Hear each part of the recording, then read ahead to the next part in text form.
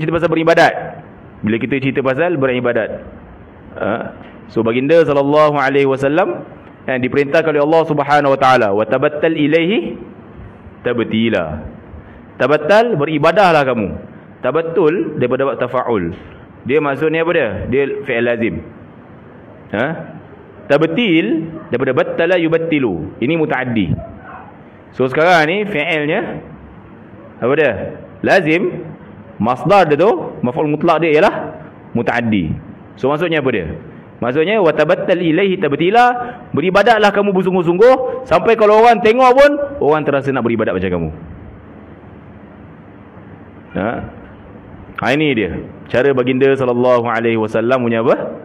Kepribadian. So bila baginda suruh, baginda orang pertama buat. Bila baginda larang, baginda lah orang yang pertama yang menjauhinya. Bila kita susah, itu bila umat Nabi sallallahu alaihi wasallam susah, maka baginda pun ikut sama susah hati. Bila ada orang, maknanya contohnya macam tak masuk Islam, contoh macam Abu Talib tak masuk Islam, betapa kecewanya Nabi sallallahu alaihi wasallam. Pasal apa? Harisun alaikum, sangat-sangat menginginkan kebaikan ke atas kamu. Jadi kalau kita boleh kenal hari ini kita ada geng-geng anti hadis. Anti hadis ni memanglah jealous dengan Nabi, tak ada buat apa dah. So macam mana boleh jealous dengan Nabi sallallahu alaihi wasallam? Seolah macam petikai, kenapa dia dapat wahyu, kenapa bukan aku? Itu je lah. Basically bila kita ambil asas kepada orang-orang yang tolak hadis dan tolak sunnah, kenapa mereka mempertikaikan sunnah Rasulullah sallallahu alaihi wasallam? Pertama sekali ikut nafsu, yang kedua kerana jealousy. Nothing more and nothing less. Dia kata kalimah Al-Quran, kita ambil Quran je, kita tak perlukan kepada sunnah. Tapi Quran pun tak ikut mana.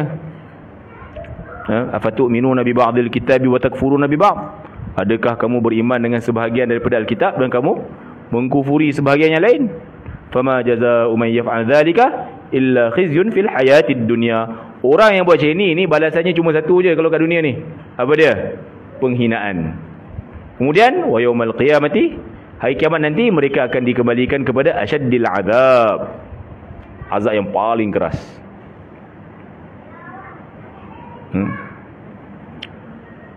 Gimana? So jangan jealous kat Nabi sallallahu alaihi wasallam. Faham, kenal peribadi Nabi sallallahu alaihi wasallam. Ayat Al-Quran penuh dengan apa? Penuh dengan kepribadian baginda sallallahu alaihi wasallam. Begitu juga dengan hadis-hadis Nabi sallallahu alaihi wasallam.